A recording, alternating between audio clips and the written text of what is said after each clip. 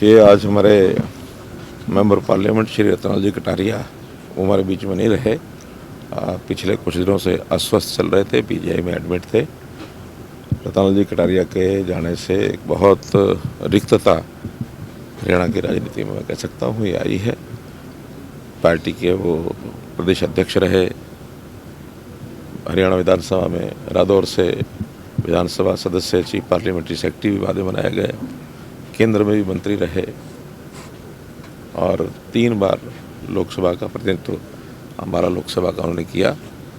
अचानक उनके जाने से एक क्षति हुई है, तो निश्चित रूप से हम संगठन के सब लोग बहुत ही आहत हैं।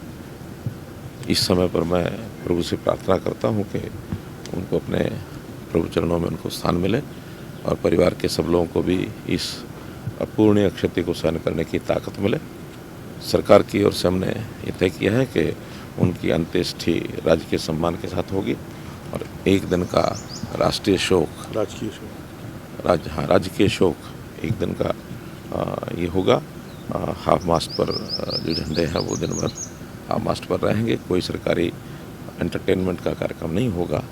तो इस प्रकार से उनको हमने सरकार की ओर से भी आज श्रद्धांजलि देने का कार्यक्रम सर, आपने संगठन के तौर पर भी उनके साथ काम किया, कोई ऐसा अनुभव जो आप साझा करना चाहेंगे? देखिए, वो राष्ट्रीय प्रदेश के अध्यक्ष थे और मैं महामंत्री संगठन था। लगातार 3 साल तक इकट्ठे काम करने का हमको अवसर मिला। तो बहुत बड़ी विशेषता ये थी कि कभी भी किसी व्यक्ति को वो आहत नहीं करते थे। बातचीत में कभी ऐसा उनके मुख से शब्द नहीं निकला कि किसी कोई कार्यकर्ता हमारा नाराज़ हुआ हो, कष्ट में हुआ हो, बल्कि बहुत वो हंसमुख चेहरा होने के नाते से लोगों को बहुत प्रसन्नचित्त रखते थे।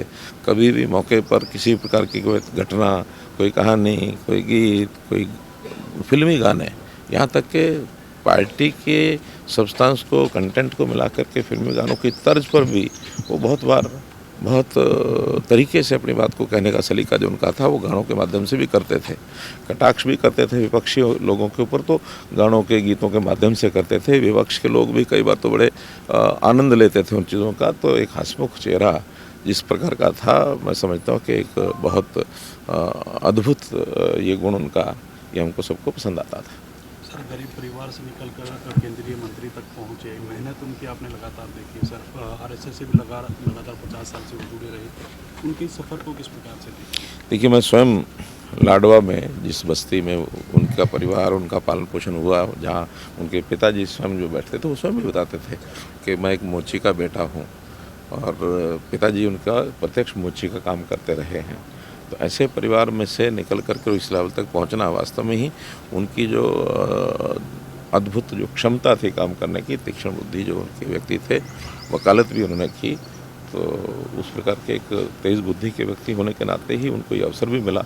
मोदी जी के साथ बहुत अच्छे संबंध उनके थे। मोदी जी के साथ तो जब वो कभी बैठकों में बैठते थे और मान लो कहीं किसी बैठक में कटारिया जी की चर्चा नहीं हुई तो स्पेशली कहते थे, आज कटारिया जी कहाँ हैं।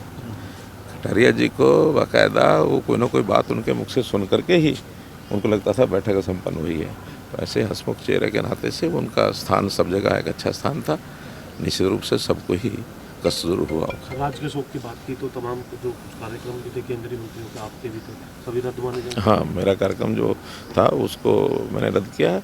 देखिए, राजकीय शोक में एंटरटेनमेंट नहीं होना चाहिए। सामान्य कार्यक्रम जो होते हैं कोई उसमें कठिनाई नहीं होती है, तो कोई एंटरटेनमेंट का कार्यक्रम नहीं होना चाहिए और जो ध्वज है वो हाफ मास्ट पर झुकना चाहिए। इस नाते से राजकीय शोक का पालन होगा।